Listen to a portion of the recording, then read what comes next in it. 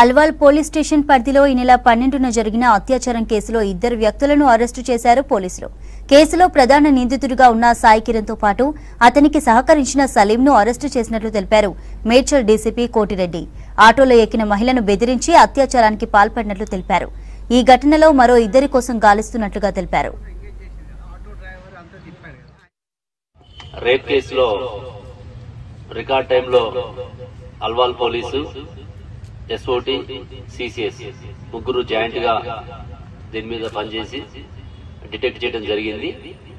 Case వివరాలు చూస్తే మనకి శుక్రవారం నైట్ ఒక వివాహిత మహిళ తన కుటుంబ సమస్యలతోటి అల్వాల్ పోలీస్ స్టేషన్ లో కంప్లైంట్ చేసి పోవటము, ఆమె రిటర్న్ లో నైట్ 10-10:30 టైంలో పోలీస్ స్టేషన్కి వస్తుంది.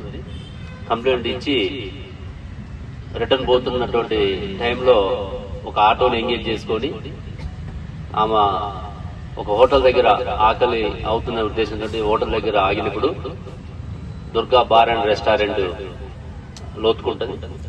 లోతుకుంట దగ్గర ఉన్నటువంటి దుర్గా బార్ అండ్ రెస్టారెంట్ సమీపంలో ఆగినప్పుడు అక్కడ మాట వేసి ఆటో డ్రైవర్స్ రెగ్యులర్ గా అక్కడ మద్యం సేవించడానికి వెళ్తుంటారు.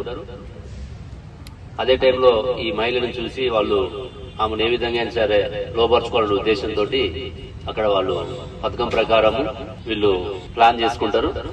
ఇందులో ముద్దాయిలు ఇద్దరు Rangapaka Sai Kiran alias Nani, auto driver Alwal. ఇతను మెయిన్ ముద్దాయి. ఇందులో ఇతను ఒక్కడే నేరంలో పాల్గొనడం జరిగింది. ఇతనికి మహమ్మద్ సలీం అనే వ్యక్తి సహకరిస్తాడు.